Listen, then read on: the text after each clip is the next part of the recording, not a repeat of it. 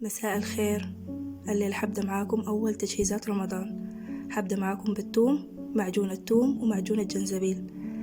تريحنا طول الشهر وشهر وزيادة كمان، ولا ريحة الثوم يوميا ولا قشر ولا دق الثوم. يلا نشوف كيف هنقدر نعمل الحاجات دي.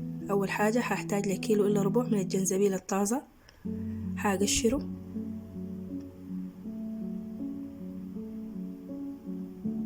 كويس، وبعد كده أغسله وأقطعه لقطع صغيرة. هنقطعه قطع صغيرة عشان الجنزبيل قاسي شوية ويقدر يتخلط بالكبة من دون ما يخرب علينا. هنضيفه في الكبة وهنزود عليه ربع كاسة من الزيت، ربع كاسة بس لأنه الجنزبيل بينزل موية، وهنضيف كمان ملعقة صغيرة من الملح. بعد كده هنخلطه كويس جدا. الجنزبيل هياخد معانا وقت شوية في الخلط لأنه هو يعني فيه قساوة شوية، فكل ما نخلط حبة هننزل الجوانب ونرجع نخلط تاني.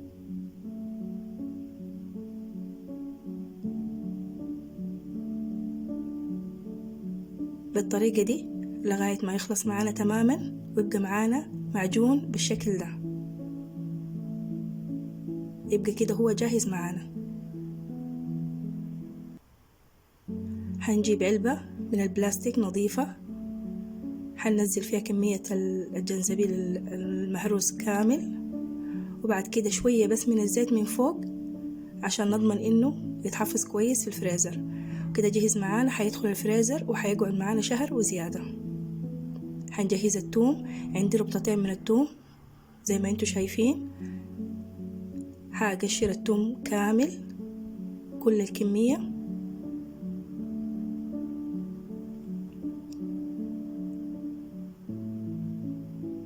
كده الثوم معايا جاهز. هنزل الكبة وهضيف له نص كوباية من الزيت، نص كوباية كبيرة، وملعقة صغيرة من الملح، وهخلطه كويس. الثوم ما هياخد معانا وقت، هيتهرس بسرعة. برضو ما يمنع كل شوية ننزل الجوانب، يعني بياخد معانا خلطتين بس.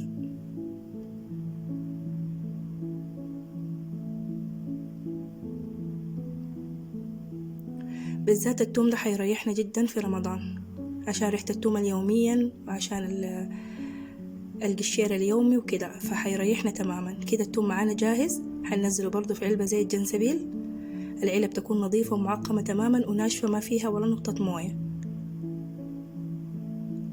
برضو هنغطيه بشوية زيت عشان نحفظه كويس في الفريزر. وبكده الثوم معانا جاهز. هندخلهم الفريزر الاثنين